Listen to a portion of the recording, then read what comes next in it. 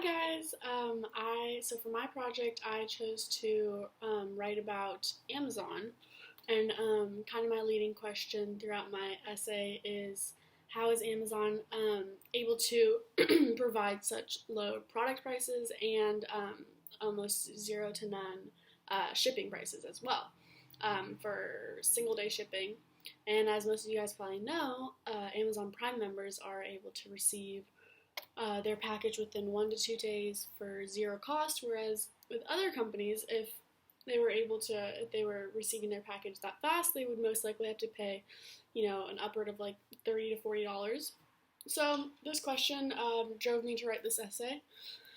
I chose to write it though mostly because Amazon is such a large, popularized company that kind of is, I'd say, maybe idolized in a lot of worlds. It's very convenient. So, for example, my family uses Amazon probably once every week or 2 weeks, which is, quite a significant amount.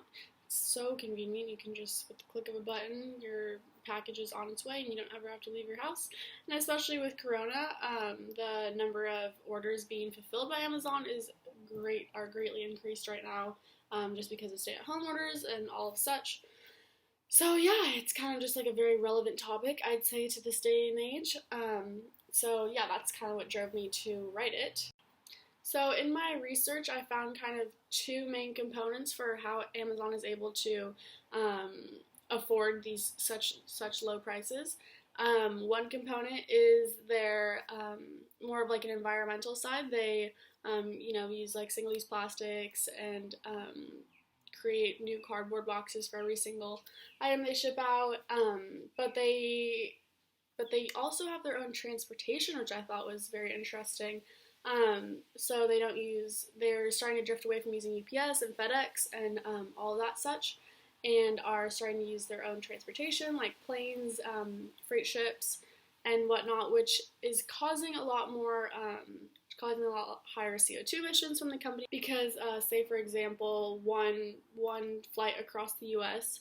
Via an Amazon plane is only shipping Amazon products, whereas typically other companies would be shipping, like UPS products, FedEx products, and Amazon products via like one of those shipping or one of those transportation companies to utilize all the space and get the most out of one flight or whatever. And then another side was the workforce side.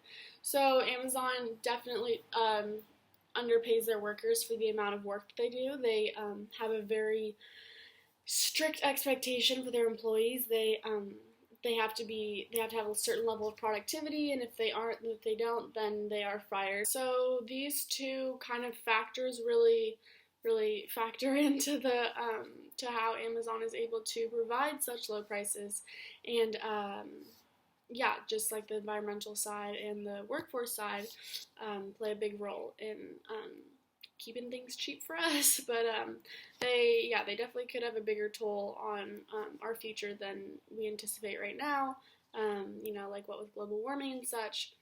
So ultimately it is up to consumers to determine what course Amazon takes in terms of both its employees and the environmental side. And if consumers show that they are upset about the way that Amazon is running things, then that would prompt Amazon to change the way that it does things currently, so for the better, hopefully.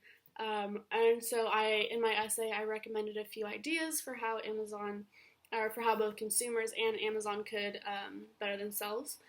So, yeah.